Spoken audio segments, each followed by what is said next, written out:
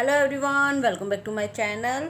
आज से हमारा नया टॉपिक शुरू हो रहा है जेनेटिक फाउंडेशन का, जिसमें हम पूरा जेनेटिक्स के बारे में पढ़ेंगे जो जो हमारे ह्यूमन डेवलपमेंट के सिलेबस में आता है। ठीक है, इसमें से क्वेश्चंस भी बहुत आते हैं क्योंकि टेक्निकल सब्जेक्ट है। तो एचडी में इसमें एक बहुत मेन पोर्शन है जिसमें आपके क्वेश्चंस आते हैं। ठीक है, तो सबसे पहले हमें देखना होगा कि आखिर जेनेटिक होता क्या है। तो जेनेटिक क्या होता है, हमारी जो ह्यूमन बॉडी है वो छोटे छोटे सेल से मिलके बनी है। तो हमारे आप देखो छोटे छोटे सेल्स दिखाई दे रहे हैं, यही लाखों करोड़ों सेल्स मिलकर के हमारी बॉडी में क्या बनाती है, पूरी बॉडी हमारी बनाती है। ठीक है, तो आप देखोगे तो जो सबसे छोटी सेल है आपकी, ठीक है, ये मिलकर के क्या बनाएंगे, बहुत सारी सबसे छोटी एक सेल होती है, कोशिका होती है। ये कोशिका मिलकर के हमारे क्या बनाते हैं, टिश्यू बनाते हैं। ठीक है, टिश्यू मिलकर के हमारे बॉडी के ऑर्गन बनाते हैं। ऑर्गन मिलकर के आपस में जब काम करते हैं तो उसे हम ऑर्गन सिस्टम बोलते हैं। ठीक है, और यही हमारे क्या बनाता है, बॉडी, पूरा बॉडी एक साथ मिलकर के काम करती है। ठीक है, तो सबसे छोटी यूनिट जो है वो हमारी क्या है, सेल कहलाती है। सबसे छोटी यूनिट क्या कहलाती है, हमारी सेल। बहुत सारी सेल्स मिलकर के टिश्यूज़ बनाते हैं। ठीक है, और टिश्यूज़ मिलकर के ऑर्गन बनाते हैं। ऑर्गन आपस में काम करते हैं तो उसे हम ऑर्गन सिस्टम बोलते हैं। ये हमारे एक सेल का स्ट्रक्चर है, ह्यूमन सेल। ठीक है, ये हमारी ह्यूमन सेल का स्ट्रक्चर है। एनिमल सेल भी कह सकते हो आप इसकी, सभी एनिमल्स में, ह्यूमंस में सेम होती है, ये बस प्लांट में अलग होती है। ठीक है, प्लांट में होती तो ऐसी है पर उसमें 2-3 पार्ट्स एक्स्ट्रा होते हैं। ठीक है, तो ये क्या है आपका, ये हमारे जो सबसे छोटी सेल्स है, हमारी बॉडी जिन सेल से मिलकर के बनी होती है उस सेल्स का स्ट्रक्चर है। ठीक है, इसके अंदर अगर आप देखोगे तो ये है आपका न्यूक्लियस। ठीक है, ये जो छोटा सा आपको दिखाई दे रहा है ये आपका क्या है, ये आपका न्यूक्लियस है। ठीक है, इसके अंदर जो आपके ये दिखाई दे रहा है, ठीक है, ये हमारे होते हैं क्रोमोसोम्स। ठीक है, हर सेल के अंदर क्रोमोसोम्स पाए जाते हैं। ठीक है, हर सेल्स के अंदर एक आपका न्यूक्लियस पाया जाता है और उस न्यूक्लियस के अंदर हमारे क्रोमोसोम्स पाए जाते हैं। ठीक है, तो कितने आपके जो क्रोमोसोम्स होते हैं ये देखो। ठीक है, ये क्रोमोसोम्स जो पाए जाते हैं ये आपके क्रोमोसोम्स हैं सेल के अंदर। ठीक है, ये क्रोमोसोम्स किससे मिलकर बनते हैं, जीन्स और डीएनए से मिलकर के बनते हैं। ठीक है, जीन्स और डीएनए से मिलकर के बनते हैं। तो सबसे बेसिक यूनिट क्या हो गया आपका, डीएनए हो गया। ठीक है, उससे बड़ी यूनिट आपकी फिर डीएनए ने मिलकर के जीन्स बनाए। ठीक है, जीन्स ने मिलकर के क्या बनाया, क्रोमोसोम्स बनाए। देखो ये पूरे ये जो है ये क्रोमोसोम्स है। और एक कोशिका में हमारे 46 क्रोमोसोम्स पाए जाते हैं। दिखाई दे रहे हैं ना, ये जो ब्लू कलर के हैं ये सब हमारे क्रोमोसोम्स है। ठीक है, क्रोमोसोम्स कहाँ पाए जाते हैं, ये न्यूक्लियस के अंदर पाए जाते हैं। और ये क्या है, ये हमारी सेल है। ठीक है, तो सेल के अंदर न्यूक्लियस है, न्यूक्लियस के अंदर आपके क्या है, क्रोमोसोम्स पाए जाते हैं। ठीक है, और यही क्रोमोसोम्स के अंदर डीएनए होता है। हमारे सभी जेनेटिक मटेरियल इसमें स्टोर होते हैं। जो आप दिखाई दे रहा है ना, ये डीएनए है आपका। ठीक है, ये डीएनए है आपका, जो आपको बिल्कुल लेजर जैसा दिखाई दे रहा है, सीढ़ी जैसा ये आपका डीएनए का स्ट्रक्चर है। ठीक है, ये सब आपका डीएनए मिलकर के क्या बनाते हैं, जीन्स और क्रोमोसोम से बनाते हैं। ठीक है, यही डीएनए जो है हमारे जेनेटिक मटीरियल को रखता है। मतलब कि जो हमारे पेरेंट्स से जीन्स मिल रहे हैं वो हमारे डीएनए के थ्रू ही हमारे अंदर आते हैं। तो डीएनए में अगर आप देखोगे तो इसमें आपके सीढ़ी के एक साइड आपका ए होगा तो दूसरी साइड आपका टी होगा, ये प्रोटीन्स हैं। ठीक है, और एक तरफ अगर आपका जी होगा तो एक तरफ आपका सी होगा, यानी कि साइटोसिन के साथ हमेशा ग्वानिन होगा और थायमिन के साथ हमेशा एडेनिन होगा। ठीक है, ये हमारे डीएनए के पेयर्स हैं। ठीक है, ये डीएनए के हमारे पेयर्स हैं। तो यही मिलकर के क्या बना, साइटोसिन और ग्वानिन और थायमिन और एडेनिन। ठीक है, ये मिलकर के हमारे क्या बनाते हैं, डीएनए स्ट्रैंड्स बनाते हैं। ठीक है, ये मिलकर के डीएनए बन गया। फिर यही डीएनए आपस में मिलकर के जीन्स बनाएंगे, यही जीन्स मिलकर के आपस में क्रोमोसोम्स बनाएंगे। हमारी बॉडी में 46 क्रोमोसोम्स होते हैं। ठीक है, हमारी बॉडी की हर एक सेल में हमारे कितने होंगे, 46 क्रोमोसोम्स पाए जाते हैं। और सभी क्रोमोसोम्स बिल्कुल सेम होते हैं। ठीक है, एक ही सेल से दूसरी सेल बनती है तो बिल्कुल डुप्लीकेट यानी कि जुड़वा सेल्स होती हैं वो। ठीक है, तो ये हमारा मेन जो आपके क्रोमोसोम्स हैं, ये आपका सेकंड है। देखो ये आपकी सेल है, सेल के अंदर ये है आपका न्यूक्लियस है, न्यूक्लियस के अंदर आपके क्या है, ये क्रोमोसोम्स पाए जाते हैं। ठीक है, क्रोमोसोम्स ये हैं, ये आपके हमेशा जोड़े में पाए जाते हैं। ठीक है, तो कितने जोड़े होते हैं आपके, 22 जोड़े आपके होते हैं क्रोमोसोम्स, और एक होता है साथ में सेक्स क्रोमोसोम्स का जोड़ा, यानी कि 23 क्रोमोसोम्स का जोड़ा। ठीक है, तो ये वाला गलत जगह बन गया है, इसको थोड़ा हटके बनाना चाहिए था, XY। तो ये क्या है, ये आपका सेक्स क्रोमोसोम्स का जोड़ा है। ठीक है, तो हमारे पास कितने हैं, 22 क्रोमोसोम्स हैं, 22 जोड़े तो हमारे पास ये वाले क्रोमोसोम्स हैं। ठीक है, ये वाले क्रोमोसोम्स हमारे पास 22 जोड़े हैं। ठीक है, ये सब मिला करके, और ये अकेला जो है ये आपका क्या है, ये 23वां जोड़ा क्रोमोसोम्स है। ठीक है, 23वां जोड़ा क्रोमोसोम्स है ये। तो इसमें अगर आप देखो तो ये जो 23वां जोड़ा क्रोमोसोम्स है इसमें एक तो X होता है और एक Y होता है, ये मेल चाइल्ड का है। ठीक है, ये लड़के का है। अगर ये फीमेल के होते, ये जो क्रोमोसोम दिखाए गए हैं ये मेल सेल के हैं, ठीक है। अगर फीमेल सेल के होते तो ये दोनों ही क्या होती है, एक्स एक्स होती हैं, ठीक है। तो ये जो दोनों, एक ये वाला जो है सेम ऐसा ही क्रोमोसोम्स यहाँ भी होता है, एक्स एक्स होते हैं, क्योंकि ये फीमेल के हैं इसीलिए क्या है ये, सॉरी ये मेल के हैं इसीलिए इसमें एक वाई है और एक एक्स है, ठीक है। तो ये मेन हमारे क्रोमोसोम्स होते हैं जो जोड़े में रहता है। आप देखोगे तो सब एक लगभग एक जैसे जोड़े बना लेते हैं। अब इसमें से जो ये वाला क्रोमोसोम्स है ये मदर से मिलता है हमें, और मतलब दोनों में से एक जो है वो मदर से मिलेगा, दूसरा जो है वो फादर से मिलेगा। अब जरूरी नहीं है कि ये वाला मिले, कोई भी दोनों में से एक मदर और फादर से आएगा, और फिर आपस में मिलकर के क्या बना लेते हैं, पेयर्स यानी कि जोड़े बना लेते हैं, ठीक है। तो मेन मोटा मोटा आपका जो जेनेटिक है वो यही है। देखो फीमेल में, ये देखो फीमेल में जो है ये दोनों सेम है बिल्कुल फीमेल के क्रोमोसोम्स में, ठीक है। जबकि मेल के क्रोमोसोम्स में ये डिफरेंट है, एक एक्स है और एक वाई है। वाई छोटा होता है इसीलिए इसमें जेनेटिक मटेरियल फीमेल के कंपैरिजन में कम पाई जाती हैं, ठीक है। और हमारे जो फीमेल्स में है वो एक्स एक्स बराबर होते हैं, तो इनमें जेनेटिक मटेरियल भी पूरे पाए जाएंगे। इसमें जेनेटिक मटेरियल मेल वाले में कम पाए जाते हैं, इसीलिए मेल्स में जेनेटिक डिसऑर्डर्स ज़्यादा होते हैं एज़ कम्पेयर टू फीमेल, ठीक है, क्योंकि उसके क्रोमोसोम जो है उनके उसमें जेनेटिक मटेरियल ज़्यादा पाए जाते हैं, ठीक है, फीमेल्स में। ये मेल और फीमेल का है, ठीक है। समझ में आ गया इतना, ठीक है। तो अब देखो हमारा जो मेन जेनेटिक है, जेनेटिक क्या है, हम सब ह्यूमंस हैं, ठीक है। ह्यूमंस के अंदर, एनिमल्स के अंदर क्या पाई जाती है, सेल्स पाई जाती है। प्लांट्स भी हमारे किससे मिलके बनते हैं, सेल से ही मिलके बनते हैं, ठीक है। तो ह्यूमंस जो है, ह्यूमंस के अंदर सेल्स पाई जाएंगी। हमारी हर बॉडी का हर ऑर्गन सेल से मिलकर के बनता है, ठीक है। फिर उन सेल्स के अंदर न्यूक्लियस पाया जाएगा, जो भी हमने देखा, ठीक है। उन न्यूक्लियस के अंदर हमारे क्रोमोसोम्स पाए जाएंगे, ठीक है। उन न्यूक्लियस के अंदर हमारे क्या पाए जाएंगे, क्रोमोसोम्स पाए जाएंगे, और उन क्रोमोसोम्स में क्या होंगे, जीन्स और डीएनए हमारे पाए जाएंगे। अभी हमने देखा था डीएनए के जो स्ट्रक्चर था इस तरीके का, ठीक है, वो डीएनए था। और डीएनए के जो यहाँ पे इस तरीके के लेडर्स उसमें पाया जाता है, यानी कि जो सीढ़ियों जैसा स्ट्रक्चर है वो उसमें पाया जा रहा था। तो ये देखोगे तो डीएनए में हमारे पास क्या है, दो बेसिस पाए जाते हैं, 4 बेसिस पाए जाते हैं। एडिनिन और थायमिन एक साथ पाया जाता है, और साइटोसिन और ग्वानिन एक साथ पाया जाता है। फिर एडिनिन और थायमिन पाया जाएगा, फिर साइटोसिन और ग्वानिन पाया जाएगा, ठीक है। ये डीएनए का हमारा स्ट्रक्चर होता है, ठीक है। तो ये इससे डीएनए मिलके बनता है। और यही डीएनए जो है, आपने देखा होगा अगर किसी को कंफर्म करना है भाई कि हमारा बालक है या नहीं है, तो वो क्या चेक करता है, वो डीएनए टेस्ट करते हैं। तो यही डीएनए आपका पूरा रिलेशनशिप, पूरी हिस्ट्री खोल के रख देता है। ये इनफैक्ट आपको ये भी बता देगा कितना % डीएनए आपका उसके साथ मैच कर रहा है, ठीक है।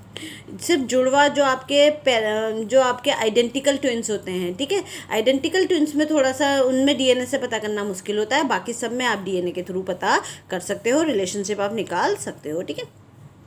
अब हमारा इसमें जो जेनेटिक में 2 टर्म्स है, जीनोटाइप और फिनोटाइप, ठीक है। तो जीनोटाइप हमारे क्या होता है, डीएनए आपकी हर चीज़ के लिए रिस्पॉन्सिबल होगा। मतलब कि अगर आपके डीएनए, आपके जीन्स हैं आपके अंदर, जैसे आपकी बॉडी का हर एक फंक्शन कौन कराता है, वो आपके जीन्स कराते हैं, जो हमें अपने पेरेंट्स से मिले। जैसे कब हम चलना शुरू करेंगे वो हमारे जीन्स डायरेक्ट कर रहे हैं, ठीक है। हम बोलना कब शुरू करेंगे, हमारे बॉडी में इंसुलिन को कंट्रोल करना, सारी केमिकल रिएक्शन सब हमें कौन डायरेक्ट कर रहा है, सबके सब हमारे जीन्स ही डायरेक्ट कर रहे हैं। तो पूरी बॉडी चली किसके थ्रू रही है, जीन्स के थ्रू चल रही है। और यही जीन्स हमें कहाँ से मिले हैं, हमारे पेरेंट्स के थ्रू मिले हुए हमें हैं, ठीक है। अब इसमें 2 टर्म्स है, जीनोटाइप और फिनोटाइप, ठीक है। जीनोटाइप क्या होता है, जेनेटिक कंपोजिशन। जेनेटिक कंपोजिशन मतलब जो हमारे माता पिता के अंदर जीन्स थे, ठीक है, वो हमारे अंदर आए, तो वो क्या है, वो जेनेटिक कंपोजिशन है। उस जीन्स के थ्रू ही हमारी आईज हो सकती है, हेयर हो सकता है, ऐसा हमारे मम्मी पापा जैसे होते हैं, ठीक है। बहुत सारा स्ट्रक्चर हमारा कैसा होगा, हमारे पेरेंट्स जैसा होगा। तो क्यों, क्योंकि जेनेटिक कंपोजिशन के थ्रू आया है, ठीक है। Responsible for a physical appearance responsible genes, ठीक है। कोई भी जो आपका जीन्स है, ठीक है, जो आपके कैरेक्टरिस्टिक्स को बना रहा है, वो क्या कहलाता है, जीनोटाइप कहलाता है। मतलब कि ये जो डीएनए है, ये जो जीन्स है हमारी सेल्स के अंदर, वो जीन्स मान लो मेरे ब्लैक आइज का है, ठीक है, तो वो क्या है, वो जीनोटाइप है। समझ में आ गया। तो वो जब सेल्स के अंदर जो जीन्स है, जो ब्लैक आई करने वाला है मेरी, तो वो क्या है, वो आपका जीनोटाइप है। और उसके कारण जो आपकी ब्लैक आइज दिखाई दे रही है, जो सामने से दिखाई दे रही है ब्लैक आइज, ठीक है, वो क्या है, वो फिनोटाइप है, ठीक है। तो जीनोटाइप क्या होता है, आपके जीन्स हैं, आपके जेनेटिक कंपोजिशन है, responsible responsible for physical appearance, ये आपके फिजिकल अपीयरेंस के लिए रिस्पॉन्सिबल होते हैं, जैसे कि black hair, for black hair colour, ठीक है, आपके बालों के कलर ब्लैक हैं तो क्यों, क्योंकि आपके पेरेंट्स के भी ब्लैक थे, आपकी मदर के या फादर में से किसी के एक के ब्लैक हो सकते हैं या फिर दोनों के ब्लैक हो सकते हैं, जिसके चलते आपके बालों के कलर भी क्या होंगे, ब्लैक हो गए, ठीक है। तो ये आपके अंदर जीन्स हैं ब्लैक कलर के, ठीक है, इसके कारण क्या है, आपके ब्लैक कलर हमें दिखाई दे रहे हैं, तो वो क्या है, वो फिनोटाइप है। तो फिनोटाइप क्या है, आपका डायरेक्टली ऑब्जर्वेबल कैरेक्टरिस्टिक्स है जो आपको सामने से दिखाई देता है, ठीक है। तो जीनोटाइप फिनोटाइप समझ में आ गई। जीनोटाइप सिंपल जीन्स है किसी भी कैरेक्टरिस्टिक्स के लिए आपकी बॉडी के अंदर, और वो जो आपका सामने से हमें कैरेक्टरिस्टिक्स को डिसाइड करा, आपका आइस कलर हो गया, आपका हाइट हो गया, वेट हो गया, जो हमें दिखाई दे रही है सामने से, वो कैरेक्टरिस्टिक्स क्या हो गई, हमारी फिनोटाइप हो गई, ठीक है।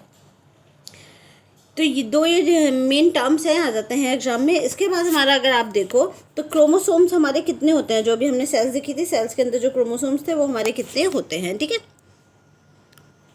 ठीक है, देखो ये सारे जो हैं ये आपके सेल, जितनी भी हमारी सेल्स हैं उसके अंदर के ये सब क्रोमोसोम्स, और ये जो आपके अंदर दिखाई दे रहे हैं ये आपके क्या हैं, ये क्रोमोसोम्स होते हैं, ठीक है।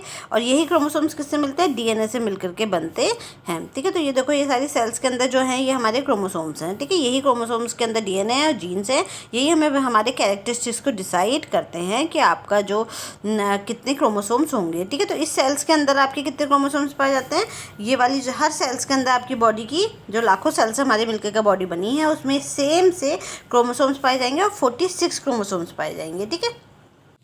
ठीक है, तो यही जो हमारे क्रोमोसोम्स हैं वो हमारे कितने होते हैं, 46 क्रोमोसोम्स हमारी बॉडी की हर सेल्स में पाए जाते हैं, बिल्कुल सेम क्रोमोसोम्स होते हैं ये, ठीक है। और ये क्रोमोसोम्स किससे मिलकर, और क्रोमोसोम्स किस में होते हैं, जोड़े में होते हैं, यानी कि 23 पेयर्स हमारी बॉडी में क्रोमोसोम्स के पाए जाते हैं, जैसे अभी हमने देखे ही थे, ठीक है। हर सेल के अंदर होंगे और ये कैसे होंगे, जेल जोड़े में होंगे, न्यूक्लियस में, ठीक है।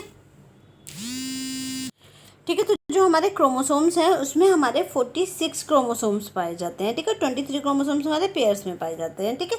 और इनके पेयर्स 46 किस में पाए जाते हैं, हमारे पेयर्स में होते हैं, मतलब जो सब किस में पाए जाएंगे, जोड़े में पाए जाएंगे, ठीक है। जो 46 क्रोमोसोम्स हैं वो 23 जोड़े बना लेते हैं, आपस में जोड़े में पाए जाते हैं, ठीक है। तो ये इसके बाद आपका क्रोमोसोम्स हमारे दो तरह के होते हैं, एक है ऑटोसोम्स, एक है सेक्स क्रोमोसोम्स, ठीक है। जो हमारे इसके 22 जोड़े थे, जो मैंने अभी आपको दिखाए थे 22 जोड़े, यानी कि 44 क्रोमोसोम्स है, वो हमारे ऑटोसोम्स में आते हैं, ठीक है। और जो अकेला 23वां जोड़ा है वो हमारा किस में आता है, सेक्स क्रोमोसोम्स में आता है, ठीक है। ठीक है, जैसे ये वाली अभी मैंने आपको इमेज दिखाई थी, तो ये जो है, जो ये 22 जोड़े हैं, ठीक है, ये हमारे क्या हैं, ये ऑटोसोम्स हैं, ठीक है। इसमें भी जो ये 22 जोड़े हैं ये हमारे क्या हैं, ये ऑटोसोम्स हैं। ये मेल और फीमेल में सेम पाए जाएंगे, ठीक है, इनमें कोई अंतर नहीं पाया जाता, सिर्फ अंतर किसमें पाया जाएगा, इसमें पाया जाएगा, ठीक है, ये वाले में, ठीक है। तो इसमें हमारे जो फीमेल है उसके अंदर XX पाया जाएगा और जो मेल है उसमें XY पाया जाएगा, ठीक है। फीमेल में XX पाया जाएगा और मेल में XY पाया जाएगा, ठीक है। तो हमारे दो ये इस तरीके से फीमेल और मेल के हैं। तो इसमें देखो ये तो सेम ही है, तो XX दो XX पाए जाते हैं। तो इसमें जो ये वाले हैं 22 जोड़े, ठीक है, ये हमारे यानी कि 22 पेयर हैं, ये आपके 22 पेयर्स हैं ये आपके, जिसमें से आपके 44 क्रोमोसोम्स हो गए, ठीक है। ये तो हैं आपके ऑटोसोम्स, ये क्या कहलाएंगे, ऑटोसोम्स कहलाएंगे फीमेल्स में और मेल्स में, ठीक है। ये हमारे सेम्स पाए जाते हैं, ठीक है, ऑटोसोम्स में ये हमारे सेम पाए जाते हैं, ठीक है। और ये वाले जो क्रोमोसोम्स है ये हमारा क्या है, ये हमारा सेक्स क्रोमोसोम्स कहलाता है। ये कैरेक्टरिस्टिक डिसाइड करता है मेल होने की या फीमेल होने की, मतलब फीमेल के कैरेक्टरिस्टिक्स और मेल के कैरेक्टरिस्टिक्स आपका ये वाला क्रोमोसोम जो है वो डिसाइड करेगा। बाकी हमारे 22 जोड़े सेम पाए जाते हैं, ठीक है, समझ में आ गया। तो ये हमारा ऑटोसोम्स और सेक्स क्रोमोसोम्स है, ये हमारे 2 पाए जाते हैं, ऑटोसोम्स और सेक्स क्रोमोसोम्स, और ऑटोसोम्स हमारे 44 पाए जाते हैं, ठीक है। अब इसमें अगर आप देखो तो सेक्स क्रोमोसोम्स में फीमेल में आपका XX पाया जाएगा, ठीक है, और मेल में आपका XY पाया जाएगा, ठीक है। ये ही आपका सेक्स को डिटरमाइन करता है कि जो बेबी है वो फीमेल होगा या फिर मेल होगी, ठीक है। तो ये हमारा डिसाइड करता है कि बेबी जो है वो मेल होगा या फिर फीमेल होगा। अब ये हमारे आते कहाँ से हैं, ठीक है, मदर है, ठीक है, और फादर है। ये जो हमारे क्रोमोसोम्स हैं हमारे अंदर कैसे आते हैं, तो मान लो मदर है और फादर है, ठीक है। मदर के अंदर भी कितने हैं, 44 तो ऑटोसोम्स है उसकी हर सेल्स में, और एक XX क्रोमोसोम्स पाया जाएगा, क्योंकि फीमेल है मदर तो उसके अंदर XX यानी कि सेक्स क्रोमोसोम्स उसका क्या होगा, XX होगा, और मिलकर के क्या है, ये 46 क्रोमोसोम्स पाए जाएंगे, ठीक है, मदर की बॉडी में। इसी तरीके से फादर की बॉडी में भी होगा 44, तो उसमें ऑटोसोम्स हैं, और एक जो उसका सेक्स क्रोमोसोम्स होगा वो होगा और वाई, ठीक है। क्योंकि ये मेल है तो इसमें क्या पाया जाएगा, फादर के अंदर एक्स और वाई पाया जाएगा, ठीक है। और टोटल हमारे कितने पाए जाएंगे, 46 क्रोमोसोम्स मदर की हर सेल्स में है, 46 क्रोमोसोम्स फादर की हर सेल में पाए जाते हैं, ठीक है। समझ में आ गया, इतना क्लियर हो गया। मदर की बॉडी में 46 क्रोमोसोम्स हैं और फादर की बॉडी में 46 क्रोमोसोम्स हैं। 44 वाले सेम है, सिर्फ जो ये सेक्स क्रोमोसोम्स है इसमें अंतर पाया जाता है। मदर की बॉडी में ये XX है और फादर की बॉडी में ये XY है, ठीक है। अब यहाँ पे एक प्रोसेस होती है जिसे बोलते हैं प्रोसेस ऑफ मायोसिस, अर्धसूत्री विभाजन, ठीक है। मायोसिस बोलते हैं इसे, अर्धसूत्री विभाजन। आपने पढ़ा होगा जो बायोलॉजी के स्टूडेंट हैं, इसके थ्रू क्या होता है, हमें बहुत ज़्यादा इसके विभाजन में नहीं जाना है। तो इसमें प्रोसेस ऑफ मायोसिस में क्या होता है, ये मेल की बॉडी में भी होगा और फीमेल की बॉडी में भी होगा, ठीक है। अब हमारी हर क्रोमोसोम्स में कितना है, 46 सेल्स पाई जा रही है, ठीक है। हर सेल्स में हमारे 46 क्रोमोसोम्स पाए जा रहे हैं, ठीक है। अब ये 46 क्रोमोसोम्स, लेकिन जो हमारी बॉडी में मेल की बॉडी में स्पर्म बनता है और फीमेल की बॉडी में ओवम बनता है, ठीक है। ये हमारी जो इनको गैमेट्स या सेक्स सेल्स बोलते हैं, ओवम को और स्पर्म को क्या बोलते हैं, गैमेट्स या फिर सेक्स सेल्स हम इन्हें बोलते हैं। तो सिर्फ ये वाली एक ऐसी सेल होती है जिसमें 46 क्रोमोसोम्स नहीं पाए जाते, बल्कि क्या पाया जाता है, आपके 23 क्रोमोसोम्स पाए जाते हैं और ये भी जोड़े में नहीं होते हैं, सिर्फ बिना जोड़े के। जैसे यहाँ पर 46 पाए जा रहे थे मदर की हर बॉडी में और फादर की हर बॉडी की हर सेल में, मदर की हर सेल में और फादर की हर सेल्स में, लेकिन जो इसकी मदर की बॉडी में ओवम सेल्स है, ठीक है, जो एग है, जो अंडा है, ठीक है, उसमें क्या है, उसमें सिर्फ 26 क्रोमोसोम्स बन जाएंगे, ठीक है। और जो स्पर्म की सेल है फादर की बॉडी में, उसमें भी कितने बन जाएंगे, 23 क्रोमोसोम्स बन जाएंगे, ठीक है। अब ये होता कैसे है, एक प्रोसेस ऑफ मायोसिस होती है, ठीक है। मायोसिस की प्रोसेस है जो मेल की बॉडी में भी होती है और फीमेल की बॉडी में भी होती है, ठीक है। इस प्रोसेस के थ्रू जो हमारे 46 क्रोमोसोम्स है बॉडी की हर सेल्स में, वो टूट टूट के आधे हो जाते हैं। पूरी प्रोसेस है इसकी, कुछ सेल्स में मिक्स होते हैं, फिर वो आपस में टूटते हैं, फिर वो डिवाइड हो जाते हैं। तो बहुत सारा प्रोसेस है उसका, जिसे हम बोलते हैं प्रोसेस ऑफ मायोसिस, जो फीमेल की बॉडी में भी हो रही है, मेल की बॉडी में भी हो रही है। तो फीमेल की बॉडी में जो ओवा है, ठीक है, तो ओवा, फीमेल की बॉडी में ओवा बनेगा और मेल की बॉडी में स्पर्म बनेंगे, ठीक है। तो पता ही है सबको, जो गैमेट्स होते हैं यानी कि जो सेक्स सेल्स होती हैं वो हमारी फीमेल की बॉडी में ओवा है और मेल की बॉडी में स्पर्म है। अब ये जो टूट टूट के आधे होते हैं तो कितने हो जाते हैं, 23 हो जाते हैं। कितने हो जाएंगे, 23 हो जाएंगे, यानी कि हमारी हर सेल में कितने हैं, 46 हैं, लेकिन बॉडी में एक प्रोसेस ऑफ मायोसिस हो रही है, जिसके चलते ओवम की जो हमारी सेल्स है उसमें कितने हो जा रहे हैं, 46 की जगह 23 क्रोमोसोम्स हो जा रहे हैं, ठीक है। जो हमारे 46 के 26 के जोड़े थे, अभी जोड़ों के आधे हो गए हैं और ये सिर्फ 23 ही बचे हैं, जोड़े पूरे हट गए हैं, ठीक है। समझ में आ गया। तो आपके जो ओवम है, ठीक है, ओवम और स्पर्म, ठीक है, तो ये जब हमारी बॉडी की सभी सेल्स में कितने पाए जा रहे हैं, हमारी बॉडी की सभी सेल्स में आपके 46 क्रोमोसोम्स पाए जाते हैं, जिसमें से 44 हैं ऑटोसोम्स और हमारा सेक्स सेल्स कितना है, और सेक्स क्रोमोसोम्स है हमारा X और Y, ठीक है। तो ऑटोसोम्स हो गए और ये हमारा सेक्स क्रोमोसोम्स हो गया। अब इसमें होगी process of mitosis, meiosis, process of meiosis, ठीक है, ये मदर की बॉडी में होगा। तो एक तो ये आधे हो जाएंगे, ठीक है, ये आपके पूरे आधे हो गए, ये हो गए आपके 22, और अब ये वाले भी आधे होंगे, ठीक है। तो जहाँ ये दो जोड़े में थे, ये भी जोड़ा खत्म हो जाएगा और ये भी क्या हो जाएंगे, आधे हो जाएंगे। तो ये टूट करके या तो ये वाला X आएगा एक ओवम में, या फिर ये वाला X आएगा, ठीक है, या तो ये वाला X आएगा या फिर ये वाला X आएगा। तो दोनों X में से एक X आ जाएगा, ठीक है। और ये आपके पास कितने हो जाएंगे, 22 प्लस X, यानी कि 23 क्रोमोसोम्स आपके अंदर हो जाएंगे। ये वाले भी जो XX थे ये आपके ओवम में टूट करके सिर्फ एक X बचेगा, ठीक है। समझ में आ गया। इसी तरीके से स्पर्म में होगा, ठीक है। स्पर्म में थोड़ा अलग तरीके से होगा, क्यों, क्योंकि यहाँ पे दोनों XX नहीं है। यहाँ तो हमें कोई फ़र्क नहीं पड़ रहा, हमें X ही मिल रहा है, लेकिन यहाँ से हमारी कहानी पूरी ही बदल जाएगी, ठीक है। क्यों, क्योंकि इसका रीज़न है जो स्पर्म है, स्पर्म में भी यही होगा। फादर की बॉडी में भी 44 क्रोमोसोम्स हैं, ठीक है, और प्लस XY सेक्स क्रोमोसोम्स है। अब इसकी बॉडी में से भी क्या होगा, 22, तो ये टूट करके आधे हो जाएंगे, ठीक है, 44 वाले। अब इसका भी जो X है, ये भी आपस में जो अभी तक साथ में थे, ये आपके किसी ओवम में तो ये वाला X आ जाएगा, सॉरी स्पर्म में, किसी स्पर्म में तो ये वाला X आ जाएगा और किसी स्पर्म में Y आ जाएगा, ठीक है।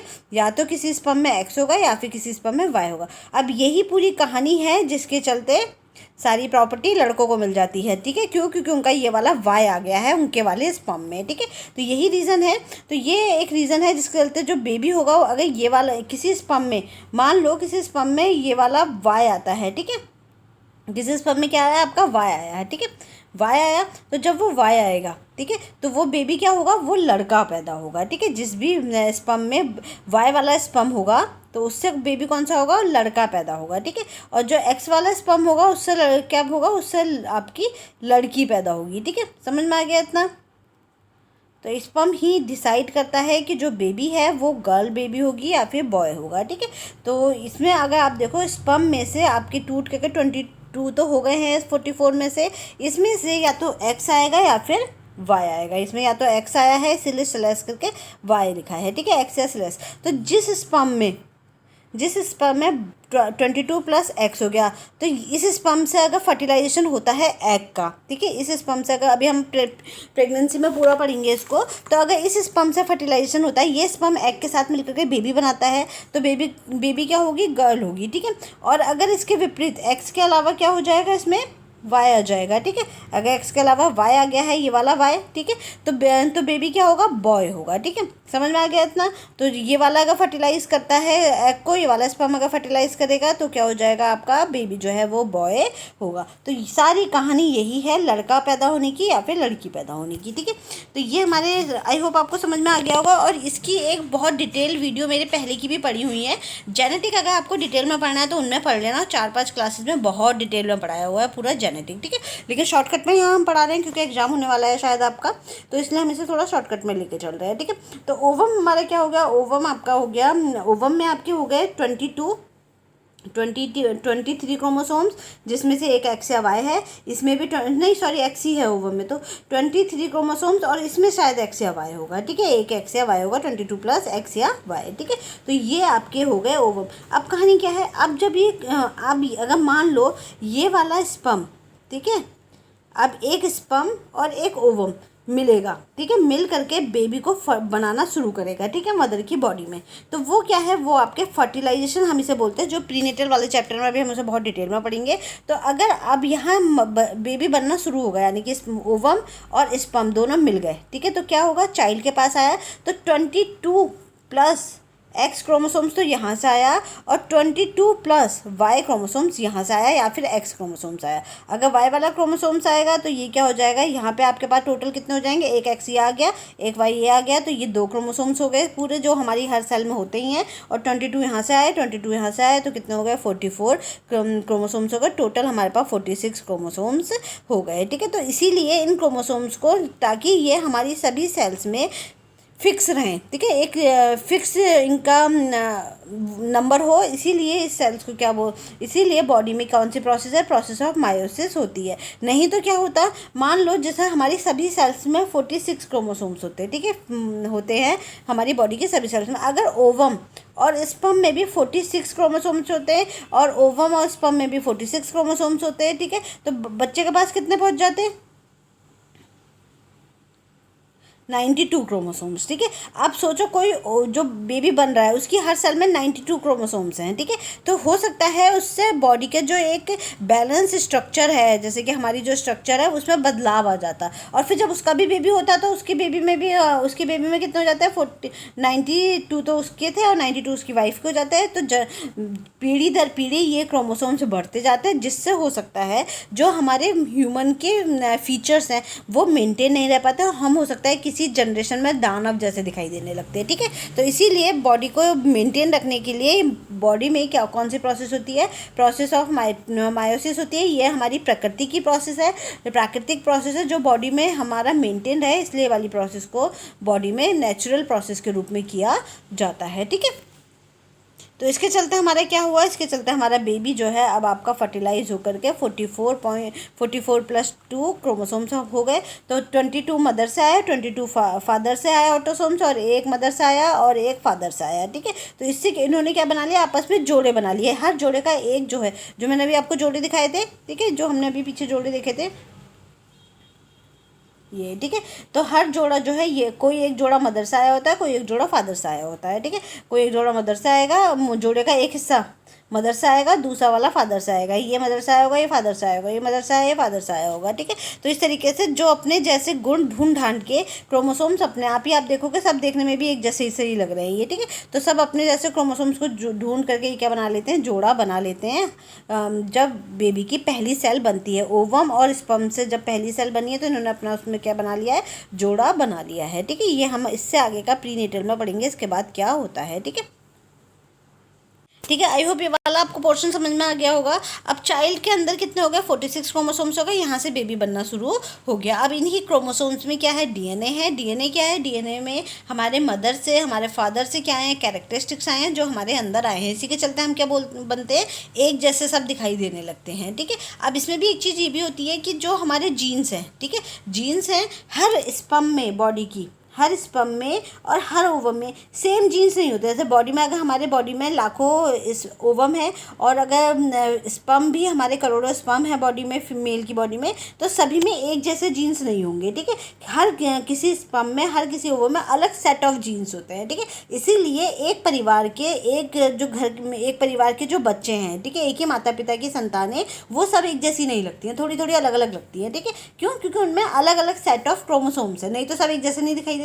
अगर एक जैसे ही क्रोमोसोम्स आते हैं हर स्पर्म में, हर ओवम में, तो जो जुड़वा भाई बहन होते हैं वैसे से दिखाई देने लगते हैं हम, ठीक है। तो इसीलिए ये वाला केस जो है, इसी हर स्पर्म में और हर ओवम में अलग सेट ऑफ क्रोमोसोम्स पाए जाते हैं, ठीक है। तो ये क्या है, आपका एक मेन पॉइंट है। इसके अलावा आपके जो इसमें अब हमारे जीन्स है, जीन्स हमारे क्या होते हैं, एक तो होमोजाइगस जीन्स होते हैं और एक हेट्रोजाइगस जीन्स होते हैं, ठीक है। होमोजाइगस जीन्स कौन से होते हैं, जब हमारे दोनों पेरेंट्स से genes from both parents are alike, ठीक है, एक जैसे आते हैं। जैसे कैसे आते हैं, मान लो मेरे फादर के भी ब्लैक आइज़ है, मेरी मदर के भी ब्लैक आइज़ है, तो दोनों से मेरे अंदर क्या है, ब्लैक आइज़ की जीन्स आए हैं, तो फिर क्या होगा, वो होमोजाइगस जीन्स होगा, ठीक है। तो मेरी क्या हो जाएगी, ब्लैक आइज़ हो जाएंगी, कोई लड़ाई आपस में है ही नहीं, ठीक है। लेकिन हेट्रोजाइगस में क्या होता है, दोनों पेरेंट्स से अलग अलग जीन्स आते हैं, ठीक है। Genes are different from each parents. Mother की तो ब्राउन आँखें हैं, ठीक है, मदर की तो ब्राउन आँखें हैं और फादर की ब्लैक आँखें हैं। अब मदर तो देगी अपने डीएनए के थ्रू ब्राउन आँखों का जीन्स और फादर देगा आपका ब्लैक आँखों का जीन्स, ठीक है, और ये देगी ब्राउन आँखों की जीन्स, ठीक है। तो इससे क्या होगा, जो ये वाले जीन्स है ये आपस में एक तरीके से एक दूसरे पे डोमिनेंट होने की कोशिश करेंगे, ठीक है। तो इसमें से एक जीन्स डोमिनेंट हो जाएगा, तो जो जीन्स डोमिनेंट हो जाएगा जो दूसरे जीन्स पे को दबा लेगा अपने अंदर, ठीक है, डोमिनेंट हो जाएगा, वो कैरेक्टरिस्टिक्स हमें दिखाई देंगे। यानी कि मम्मी का जीन्स मान लो डोमिनेंट हो गया तो बेबी की क्या हो जाएगी, ब्राउन आइज़ हो जाएंगी, ठीक है। और जो दूसरा वाला है वो रिसेसिव हो जाएगा। ये जीन्स जो ब्लैक आइज़ वाला फादर का जीन्स है वो रिसेसिव हो जाएगा, वो नहीं दिखाई देगा, वो आँखों के अंदर, वो आपकी बॉडी के अंदर छिपा रहेगा, ठीक है। हो सकता है किसी और आगे की जनरेशन में वो दिखाई दे जाए, तो उसे बोलते हैं रिसेसिव जीन्स। कभी कभार आपने देखा होगा कि किसी के मम्मी पापा बिल्कुल भी हाइट उनकी इतनी ज़्यादा नहीं होती, लेकिन बच्चे में अचानक हाइट दिखाई देने लगती है, जबकि हाइट किस पे डिपेंड करती है, जीन्स पे। तो हो सकता है उसके किसी पेरेंट्स में, बहुत जो उसके कोई पुराने पीढ़ियों में, ठीक है, किसी के जो उनके ग्रैंड पेरेंट्स के भी ग्रैंड पेरेंट्स होंगे, तो हो सकता है किसी की हाइट बहुत अच्छी रही होगी, तो वो जीन्स अब तक उसके अंदर रिसेसिव था, तो अचानक वो डोमिनेंट का असर दिखाने लगता है, तो उसे बोलते हैं डोमिनेंट जीन्स, ठीक है। तो डोमिनेंट रिसेसिव जीन्स भी आपके अंदर छुपे रहते हैं, हो सकता है किसी पीढ़ी में वो दिखाई देना शुरू करते हैं, ठीक है। तो डोमिनेंट जीन्स हो गए आपके डिसाइड द कैरेक्टरिस्टिक्स। तो इनमें से एक जीन्स, जैसे कि घर में मम्मी पापा में लड़ाई होती है किसी टॉपिक को लेकर के, फिर बाद में एक की मानी जाती है, एक की नहीं मानी जाती, तो इसमें भी यही होता है, दोनों जीन्स आपस में एक दूसरे को डोमिनेट करने की कोशिश करते हैं, तो उनमें से एक डोमिनेंट हो जाता है, उसको डोमिनेंट जीन्स बोलते हैं, और एक छुपा रह जाता है, वो बेचारा दूसरे वाले को उस दूसरे वाले के अंदर छुप जाता है, ठीक है, वो अपना असर नहीं दिखा पाता। तो ये रिसेसिव जीन्स हो गया, ठीक है, ठीक है। तो ये जो मेन है आपका, ये दोनों ही आपके क्या है, होमोजाइगस हेट्रोजाइगस के अंदर डोमिनेंट और रिसेसिव जीन्स। मेन जो आपके जीन्स और जेनेटिक वाला मटेरियल है यही है, आपको इसको डिटेल में पढ़ना है, ठीक है। तो इसी को हम आगे पढ़ेंगे, अभी इसकी कुछ डिजीज़ हैं जो हमें डिटेल में पढ़नी है, ठीक है। तो हमारे अंदर कुछ जेनेटिक डिफेक्ट्स आते हैं, ठीक है। जेनेटिक डिफेक्ट का मतलब क्या है कि हमारे अंदर जो हमारे पेरेंट्स के अंदर से डिफेक्ट्स थे वो हमारे अंदर डिफेक्ट आ जाते हैं, तो उसको क्या बोलते हैं, उसे जेनेटिक डिफेक्ट बोलते हैं, ठीक है। अब एक कहानी ये है, इसमें डिफेक्ट हमारे दो तरह के होते हैं, एक है जेनेटिक डिफेक्ट और दूसरा है क्रोमोसोमल डिफेक्ट, ठीक है। तो जेनेटिक डिफेक्ट तो वो होते हैं जैसे कि मेरे पेरेंट्स के जो क्रोमोसोम्स थे, ठीक है, और उसके अंदर जो उन्होंने मुझे 23 क्रोमोसोम्स मदर से आए हैं और 23 क्रोमोसोम्स जो हैं वो फादर से आए हैं, वो क्रोमोसोम्स ही डिफेक्टिव हैं, ठीक है। उनके अंदर के जो जीन्स हैं वो ही उसमें ही बीमारियां साथ में वो लेकर के आ रहे हैं। तो जब वो मेरे अंदर आएंगे तो ऑब्वियसली मेरे अंदर भी क्या हो जाएगी, वो बीमारी हो जाएगी, क्योंकि आपका ईच एंड एवरीथिंग किस पे डिसाइड कर रहा है, वो आपके जीन से डिसाइड करने से। बहुत सारी बॉडी के होते हैं जीन्स में, एक कई सारी प्रॉब्लम्स है जिसका रीज़न क्या होता है, जीन्स होते हैं, ठीक है। जीन्स आपकी बॉडी के हर एक फंक्शन, हर एक रिएक्शन को कराते हैं। अगर वो जीन्स ही आपकी बॉडी में डिफेक्टिव आ गया या फिर मिसिंग हुआ, आपके पेरेंट्स से आपके अंदर नहीं आया, तो उससे क्या होगा, आपके अंदर ये वाली प्रॉब्लम देखने को मिलेंगी, ठीक है। तो एक तो ये तो हो गया जेनेटिक, समझ में आ गया। दूसरा है क्रोमोसोमल। क्रोमोसोमल में क्या होता है, जो क्रोमोसोम्स आपके अंदर आए हैं वो बिल्कुल नॉर्मल है, पेरेंट्स ने तो बिल्कुल हेल्दी क्रोमोसोम्स आपको दिए हैं, लेकिन जब वो आपकी बॉडी उसमें बननी शुरू हुई तब वहाँ दिक्कत हो गई, ठीक है, तब वहाँ दिक्कत हो गई, तो उसको क्या बोलते हैं, क्रोमोसोमल डिसेबिलिटीज़ बोलते हैं, ठीक है। तो जेनेटिक आपको समझ में आ गया, जेनेटिक में तो पेरेंट्स से ही जीन्स के थ्रू में गड़बड़ है, और क्रोमोसोमल में पेरेंट्स की तरफ तो बिल्कुल नॉर्मल आए थे, पेरेंट्स की तरफ से हमारी बॉडी में जब वो आए तब उन्होंने गड़बड़ की है अपने आप को काम करने में, ठीक है, तब वहाँ वो आपके क्रोमोसोमल हो गए, ठीक है। जैसे कि आप देखोगे कि ये मदर का स्पर्म ओवम है और ये फादर का स्पर्म है, जब ये मिला तो क्या बन गए, बेबी बन गए। दोनों ने आपस में मिला, रिएक्शन की और आपस में एक दूसरे के साथ मिल करके क्या बना दिया, बेबी बना दिया। इसमें 23 क्रोमोसोम्स लेके ये आया था, 23 क्रोमोसोम्स लेकर के ये आया था, ठीक है। तो यहाँ पे पहली सेल बनी, ठीक है। इसको आप एक आधी सेल मान लो, क्योंकि इसमें 23 क्रोमोसोम्स है, एक आधी सेल इसको मान लो, 23 क्रोमोसोम्स है, तो इन दोनों ने मिलकर के एक कंप्लीट सेल 46 क्रोमोसोम्स की बना दी। अब यही सेल क्या करेगी, आगे जाकर के डुप्लीकेट होगी, ठीक है। एक से दो सेल बनेंगी, सेम दूसरी सेल बना देगा, फिर दो से चार सेल बनेंगी, 4 से 6 सेल बनेंगी, इस तरीके से सेल का गुच्छा बनता जाएगा, ठीक है। और ये जो 46 क्रोमोसोम्स है उसकी हर सेल में अपने अपने 46 क्रोमोसोम्स की फोटोकॉपी होती जाएगी, ठीक है, समझ में आ गया। तो ये अब अगर 23 क्रोमोसोम्स जो मदर से आए हैं और जो 23 क्रोमोसोम्स जो फादर से आए, अगर इनके अंदर कोई प्रॉब्लम है, ठीक है, इनके अंदर ही डिफेक्टिव हैं ये, तो अपने आप ही बच्चे के अंदर आ जाएंगे, ठीक है। फिर तो सभी सेल्स के अंदर वो जब डुप्लीकेट होता जाएगा तो सभी सेल्स के अंदर वो हो जाएगा। लेकिन अगर ये तो बिल्कुल ओके थे दोनों, ठीक है, ये वाला भी बिल्कुल ओके था, ये वाला भी बिल्कुल ओके था, बेबी के अंदर जब आए तब आए, ठीक। लेकिन यहाँ से जब सेल में डिवीज़न हुआ, जब 1 से 2, 2 से 4, 4 से 6 सेल बनी, तब दिक्कत हो गई कोई, ठीक है, तो वो क्रोमोसोमल में आएगा, ठीक है। तो ये क्रोमोसोमल वाला जेनेटिक नहीं होता है, हो सकता है इस बार दिक्कत हो तो आने वाली जनरेशन में ये वाली प्रॉब्लम ना हो। लेकिन जेनेटिक में क्या होगा कि ये अगर आपके अंदर है तो आपके बच्चों के अंदर भी जरूर दिखाई देगी, और उसके आने वाले बच्चों के अंदर भी जरूर से ही दिखाई देगी। तो आज हमें यही पढ़ने हैं, जेनेटिक और क्रोमोसोमल, ठीक है। तो अब अगर हम देखें तो जेनेटिक में हमारी कौन कौन सी बीमारी, जेनेटिक में भी हमारी 2 तरह की होंगी, ठीक है। एक तो जो हमारे 44 क्रोमोसोम्स है, जो ऑटोसोम्स थे, ठीक है, उनके अंदर कोई दिक्कत है, या फिर जो हमारे एक जोड़ा सेक्स क्रोमोसोम्स था, ठीक है, उनके अंदर कोई दिक्कत है, ठीक है। तो अगर सेक्स क्रोमोसोम्स के अंदर कोई दिक्कत है तो उसे हम एक्स लिंक्ड बोलेंगे। और जो हमारे 44 जोड़े, जो हमारे 44 क्रोमोसोम्स यानी कि 22 जोड़े जो हमारे ऑटोसोम्स क्रोमोसोम्स थे, अगर उनमें कोई दिक्कत है तो हम क्या बोलेंगे, ऑटोसोमल डिसऑर्डर बोलेंगे, ठीक है। अगर ये वालों में कोई दिक्कत है, इनमें अगर कोई प्रॉब्लम है, ठीक है, जो आपके 22 वाले हैं, ठीक है, अगर इनमें कोई दिक्कत है, ठीक है, तो हमारे क्या है, ऑटोसोमल डिसऑर्डर हम उसे बोलेंगे, ठीक है। अगर ये वालों में कोई प्रॉब्लम है तो, ठीक है, तो वो तो ऑटोसोमल हो गए। ये हमारे जेनेटिक में भी हो सकते हैं और क्रोमोसोमल में भी हो सकते हैं, ठीक है, पेरेंट्स से भी आ सकते हैं, या बाद में जब ये डुप्लीकेट हो रहे हैं तब इनमें कोई दिक्कत आ सकती है, ठीक है। तो ये तो ऑटोसोमल हो गए। और इसका जो ये एक जोड़ा है, ठीक है, अगर इसमें कोई दिक्कत है तो वो क्या कहलाए, वो किस में आएगा, वो एक्स लिंक्ड डिसऑर्डर में आएगा, ठीक है, ठीक है। तो ये हमारे हैं एक्स लिंक्ड डिसऑर्डर और जेनेटिक में, ठीक है। तो इसमें जो सबसे पहली प्रॉब्लम है वो है कूलीज एनीमिया एंड थैलेसीमिया, ठीक है। सबसे पहली डिसेबिलिटी क्या होती है, कूलीज एनीमिया एंड थैलेसीमिया। इसमें क्या होता है, जो आपकी बॉडी की आरबीसी है, पेरेंट्स की तरफ से जो ऑटोसोम्स आए हैं उनमें एक ऐसी दिक्कत है जिसको हम क्या बोलते हैं, कूलीज एनीमिया एंड थैलेसीमिया बोलते हैं।